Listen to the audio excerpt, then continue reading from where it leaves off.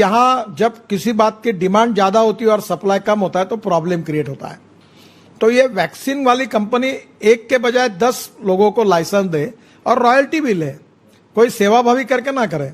और जैसे मैंने ये दवाइयां न होने वाली तैयार कर ली, तो वैक्सीन का प्रोडक्शन अगर 10 जगह खुल जाएगा, जैसे हापकिन को इंपॉर्टेंस मिला है, तो मनसुख भाई मेरा अनुरोध है कि आप हर राज्य में 2-2, 3-3 लेबोरेटरी ऑलरेडी है। मेरी जानकारी है कि उनकी क्षमता भी है और उनके पास इंफ्रास्ट्रक्चर भी है। फॉर्मूला देकर इनका उनके साथ कोऑर्डिनेशन करके अगर ये संख्या बढ़ाएंगे तो पहले उनको कहिए देश में दीजिए, बाद में ज्यादा होगा तो एक्सपोर्ट करिए। तो मुझे लगता है ये तुरंत 15 दिन 20 दिन में हो सकता है। तो थोड़ा ये तो मेरे अंदर का विषय नहीं है, आप अनायसे दिल्ली में है, तो ये जो वैक्सीन का प्रॉब्लम है अगर इसमें सुलझाने में अगर आपको उचित लगे तो इसका जरूर विचार करिए।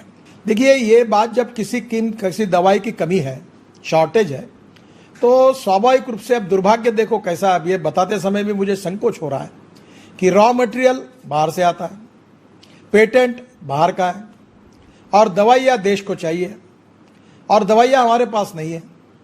ये जो बात है इसमें मनसुख भाई ने हमें बहुत मेहनत करके, हम उनके पीछे भी पड़े, उन्होंने बहुत मेहनत की और हमें परमिशन दी। और रेमडेसिविर करके जो इंजेक्शन है, मैंने उसके लिए कंपनी को तैयार करके वर्धा में यहाँ इसका प्रोडक्शन शुरू किया। और आपको बताते हुए मुझे खुशी हो रही है कि आज के इसमें वो 30,000 पर डे इंजेक्शन बना रहा है। पूरे महाराष्ट्र के सब जिलों में हमने इतना सरप्लस कर दिया मनसुख भाई, लोग आपको दुआएं दे रही है कि आज कोई हमारे यहाँ इंजेक्शन मांगता नहीं, हम सरप्लस है। अब आप लोगों को कहीं हरियाणा में, पंजाब में, कश्मीर में, उत्तर प्रदेश में और कहीं जरूरत होगी तो मुझे फोन करो, मैं यहाँ के डिस्ट्रिक्ट कलेक्टर की अनुमति से आपको वहां इंजेक्शन देने की व्यवस्था करूंगा। तो ये हो नहीं सकता, ऐसा नहीं है। हमने वो लाया, रॉ मटेरियल लाया, सब कुछ किया, बहुत तकलीफ है, इस पर किताब लिखने लायक अड़चने आई थी, पर हमारे पॉजिटिविटी के कारण और मनसुख भाई के सहयोग के कारण फिर हम उसमें से निकल गए। राज्य सरकार ने भी सहयोग किया, हमारा प्रोडक्शन शुरू हो गया।